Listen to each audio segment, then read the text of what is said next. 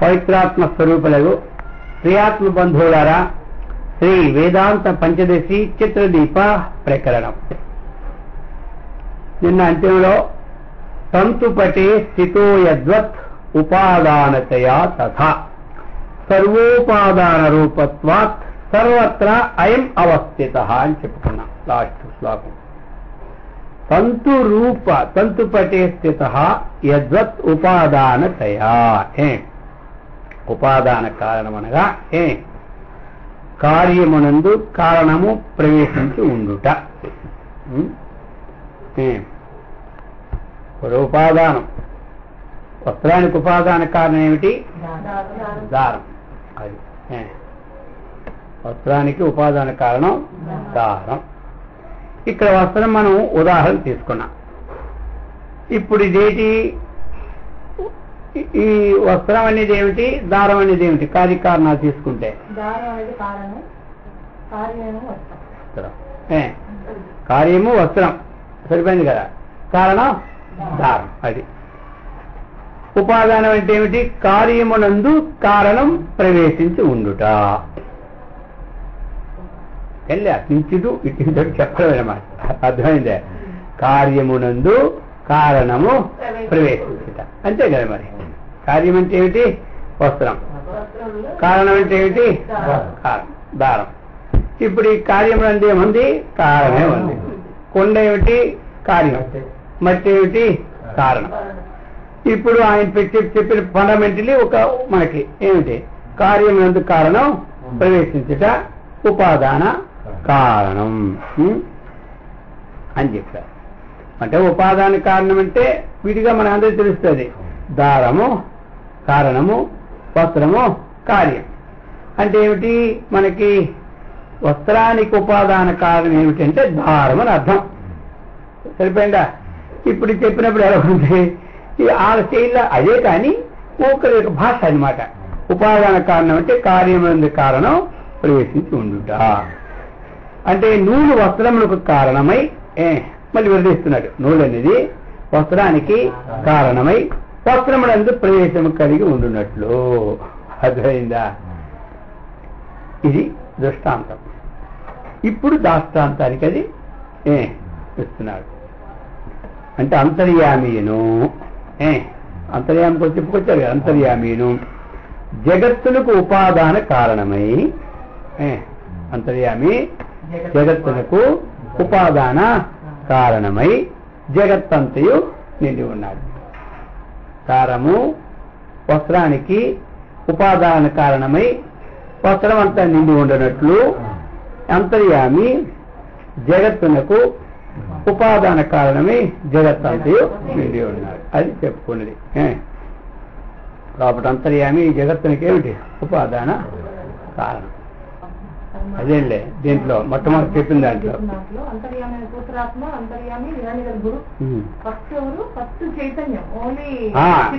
చిత్తు చిత్తు చిత్తు అంతే అంతే సరిపోయి. అంతే. ఒకటేమో కారణం అన్నప్పుడు ఇప్పుడు అలాంటప్పుడు అంతర్యామి కారణం అంటే నెక్స్ట్ స్టేజ్ అంతేగా. అంతే. కేవలం జ్ఞానం, అక్కడ ఏ రకమైనటువంటి మాయతో సంబంధం లేదు. స్టేజీలో మాయతో సంబంధం కలిగినటువంటి అంతే అంతే. అది కరెక్ట్. చైతన్యంతో మాయ గుడుకున్నటువంటి అదే. ఎందుకంటే చిత్తు అన్నటువంటిది అది చేతనత్వం. ఏమి ఇప్పుడు అంతర్యామి అనేసరికల్లా ఆ ఈశ్వరత్వం వస్తుంది. ఇప్పుడు ఆయన 4 వచ్చాయి ఆ మాయ కలిసినోడికి. ఒకటి ఈశ్వరత్వ సంజ్ఞ, 2 అంతర్యామిత్వ సంజ్ఞ. ఇప్పుడు ఆయనకి అంతే కదా. ఆయనకి మొత్తం మనకి 2 వచ్చినాయి. ఇంకోటి నేను చెప్తాం, ఇంకోటి 3 కదా. సర్వజ్ఞత్వాది. ఇక్కడికి వచ్చినప్పుడే ఒకటి మనకు చెప్పుకున్నాం, సర్వజ్ఞత్వం తీసుకున్నాం. అర్థమైందా? అది. ఇక మళ్ళీ దానిలో అంతర్యామిత్వం. ఈ తర్వాత ఇంకందులో ఈశ్వరత్వం. ఇప్పుడు అమ్మవారి నామాల్లో కూడా పరాపశ్యంతి, మధ్యమ, వైఖరి అనేటువంటిది 4 కూడా సరిగ్గా వస్తున్నాయి. సరిపోతాయి. చిత్తు, అంతర్యామి, సూత్రాత్మ, హిరణ్యగర్భుడు అనేటువంటి విరాట్ స్వరూపం కదా. అమ్మవారి వ్యక్త స్వరూపం వైఖరి రూపం. అవును. వ్యక్తవైఖరి రూపం వైఖరి అంతే అంతే పరా పశ్చంతి మధ్యమ వైఖరి ఆ నాలుగు దానికి చెప్పలు. మనం మీరు చెప్పినప్పుడు నాకు అదే అనిపిస్తుంది ఆ నాలుగు దీనికి ఏమిటంటే ఒకదానికి ఒకటి స్థూల ప్రపంచం యొక్క అభిమాని, ఇంకోటి సూక్ష్మ ప్రపంచం యొక్క అభిమాని. అంతే. విరాట్ అనేది స్థూల ప్రపంచం అభిమాని, సూత్రాత్మ అనేది సూక్ష్మ ప్రపంచ అభిమాని. అది ఇక ఇది మామూలు అని ఈ రెండుకి సంబంధం. పరా అనేది చైతన్య సంబంధం. అర్థమైందా? ఇది రెండు ఈ అంతర్యానికి సంబంధం తీసుకోవాలి. అది చెప్పుకొచ్చి ఇప్పుడు ఏమి ఇప్పుడు చెప్తున్నాడు, పటాదపి అంతరః తంతుః తంతోరప్యం సురాంతరః అంతరత్వస్య విశ్రాంతిః అత్రాసౌ వసుమీయనుమీయతాం. పటాదప్యాంతరస్తంతుః తంతోరప్యం సురాంతరః అంతరత్వస్య విశ్రాంతిః అత్రాసౌ అనుమీయతాం. అంటే ఒకదానికంటే ఒకటి సూక్ష్మం చెబుతున్నాడు. ఇప్పుడు ఒక పటంలోనే ఒకదానికంటే ఒకటి సూక్ష్మాన్ని ఇప్పుడు చెబుతున్నాడు. పటాతపి అంతరః తంతుః. వస్త్రంలో మనకు వస్త్రం అంతా ఉంది, దానిలో అంతరం ఏమిటి? ఇంకా వస్త్రానికి అందెందు కలిసేవి కాబట్టి ఇప్పుడు వస్త్రం కంటే దారం అనేది లోపల ఉంటుంది. దారం కంటే ఆ నూలు యొక్క తునక తీసుకోవచ్చులే. దాన్ని ఆ దారంలో తునక చేస్తే అది మరి దూరికని తీసుకున్నా తునక. అంతరః అది లోపలిది. అలాగ మనము ఎంతవరకు అయితే అలా తీస్తే చివరికి మిగిలింది ఏమిటి? అంతా ఒకటోటి తీస్తే మిగిలేదేమి లేదు. ఇది ఎలాగైతే ఒకదానికోటి అలా సూక్ష్మమైన వస్తువు ఉన్నదో ఆ విధంగా అయ్యా ఈ అంతర్యామి కూడా నువ్వు అనుమీహితాం. ఈ స్థూలమైనటువంటి విషయాలన్నీ కూడా ఇది వెడగొట్టి ఉంటే ఆ సూక్ష్మమైనటువంటి విషయాన్ని నువ్వు అనుమాన ప్రమాణంతో దాష్టాంతికాన్ని ఎదురు చూస్తూ అంటున్నాడు. స్థూల విషయంలో ఒక దారాన్ని అలా తీస్తూ అందులో సూక్ష్మానికి ఎలాగైతే ఉంటుందో ఈ అంతర్యాన్ని కూడా ఆ విధంగా నువ్వు వివరిస్తూ చెబుతున్నాడు. అర్థమైందా? అంటే వస్త్రము కంటే నూలు పోవులు లోపలి, ఆ నూలు పోవుల కంటే వారి నూలు పోవు తునక. ఆ తునకంటే మరిస్తే అలాగే వివరిస్తే ఇంకేమండి వివరిస్తే అవుతుంది. దేంతో తయారైంది అదే ఉంటుంది, అదే తునక. ఇట్లు ఒకదానికంటే ఒకటి లోపలిది చివరికి ఎక్కడ ఆగిపోతుందో అక్కడ అంతర్యామి ఉన్నాడని అనుమాన ప్రమాణం తెలుసుకోమన్నాడు. అర్థమైందా?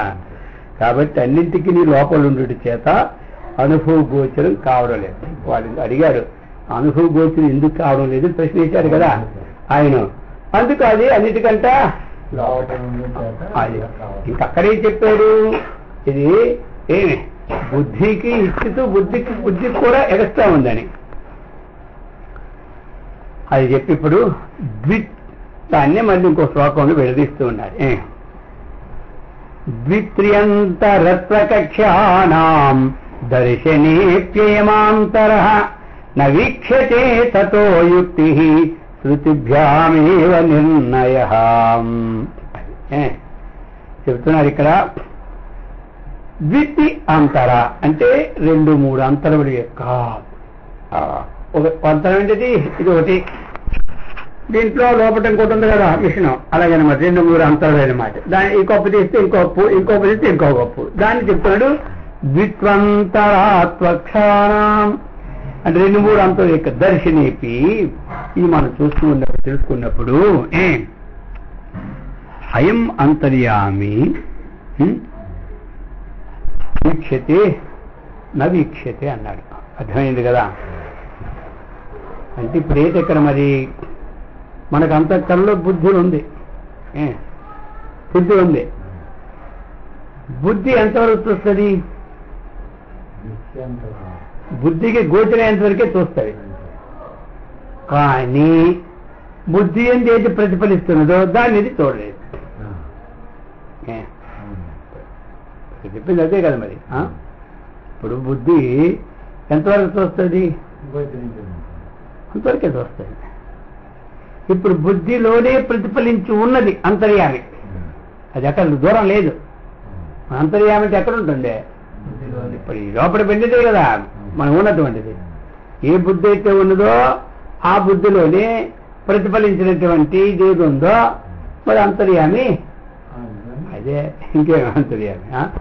మరి దాన్ని విడిచిపెట్టి ఉంటుందా? ఉండదు. కాబట్టి అది దీనికి గోచరము కాదు. అది చెప్తున్నాడు నవీక్షతి.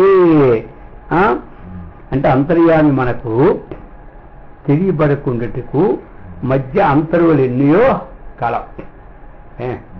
మధ్యనే ఆ అంతరులు అనేక రకాలుగా ఉన్నాయి. అందుచేత అంతర్యామి ఈశ్వరుడు అగుపడుట లేదు. అడిగారు కదా ఆయన ఇంతకుముందు. అది ఎందుకు అనుభవం రావట్లేదు? ఆ లోపల ఉన్నట్టు మనకి అంటే ఇక అంతరువులన్నీ మధ్యలో ఉన్నాయి.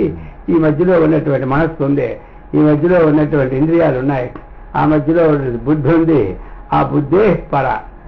ఇప్పుడు అది ఉన్నది ఎక్కడ మనసస్తు పరా బుద్ధే బుద్ధులు యూహో పరతస్తు సహా. ఇక దాన్ని ఎక్కడ కనుక్కుంటుంది అంటే అక్కడికి కూడా కనుక్కుండేది లేదు. కానీ ఇది ఇంతకంటే ఇంకో లేదు నిశ్చయం చేసుకొని కనుక్కోరు. ఇక్కడ కనుక్కోరు. అక్కడ బుద్ధి చూస్తుంది దాన్ని. బుద్ధి దాన్ని చూసేదేం లేదు. ఇది ఇక్కడ పోయిన తర్వాత ఇంకోటి లేదు నిశ్చయంకి వచ్చేది ఇంకో అది నిశ్చయం ఇంకోటి ఉండిపోతుంది కాబట్టి అంటే అక్కడితో అది అయిపోయింది. మరి ఇప్పుడు ఇక్కడ ఏదైతే అన్ని విడదీగా అంతిమం ఉందో అదే అంతర్యామని చెప్పుకొచ్చాడు కదా. అందుకని అక్కడ మనకి అయితే మరి ఎలాగయ్యా అంటే అది స్మృతి చేతను ఉపాయం చేతనే ఇది ఉందని తెలుసుకోదేది. కానీ అది మనము ఇదమిద్దమని బుద్ధి ద్వారాగా నిర్ణయించవలసింది కాదు. అయితే మరి ఇది నిర్ణయించలేదా? ఇదమిద్దమని వస్తువు యొక్క ఆకార వికారాలు బుద్ధితో శుద్ధ్వాగా నిర్ణయిస్తున్నాం. కానీ ప్రత్యక్షంగా మన చక్షుతో చూసినట్టు మాత్రం నిర్ణయించడం జరగడం లేదు. అది చెప్తున్నారు ఇప్పుడు. ఈశ్వర నిర్ణయము ఇది అచేతనము జగమునకు చేతనాధారము లేక ప్రవర్తనము కూడదనట.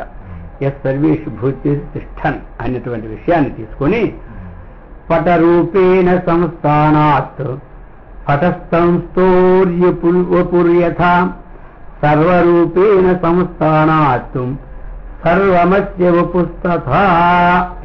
చెప్తున్నారు ఇప్పుడు పటరూపేణ అవస్థానాత్. పటరూపేణ అవస్థానాత్ అంటే ఇది అవస్థ. ఇక్కడ మనకి పటరూపం అంటే వస్త్రరూపం. ఆ వస్త్రరూపము చేత అక్కడికి అవస్థ ఏంటి? దారానికి అవస్థ ఎంతవరకు? వస్త్రం వరకే. ఇంకా ఆ తర్వాత దానికి మరొక అవస్థ. ఇక తర్వాత అవస్థ వేరు. అదేంటంటే ఉత్పత్తి అయిన దానికి వినాశం యొక్క పరిణామం అది తర్వాత సంగతి. కానీ ఉత్పత్తి ఒక వస్తువుకి ఎంతవరకు అవస్థ అంటే దాని అవస్థ అంతవరకు.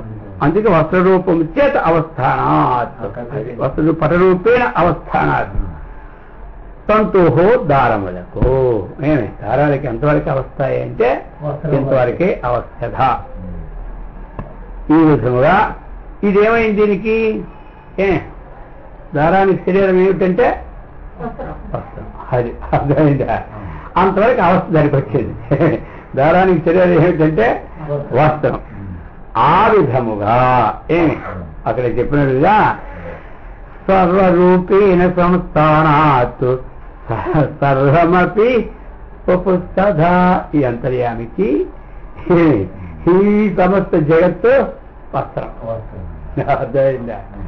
దారానికి అది వస్త్రం, అంతర్యామికి జగత్తంతా వస్త్రం అన్నమాట. జగదాకారముగా ఉండడమే అంతర్యామికి జగత్ శరీరం. అంతర్యామికి శరీరం ఏమిటి? జగదాకారముగా ఉండడమే. దారానికి శరీరం వస్త్రం ఏ విధంగా ఉన్నదో అంతర్యామికి ఈ జగత్తే శరీరం. అంతే కదా. మరి శరీరం లేకుండా ఎక్కడ ఉంటుంది? అంతర్యామి పేరు అంటే లోపల ఉండేది, బయటనే ఏమిటే బయట ఉన్నదంటే అది.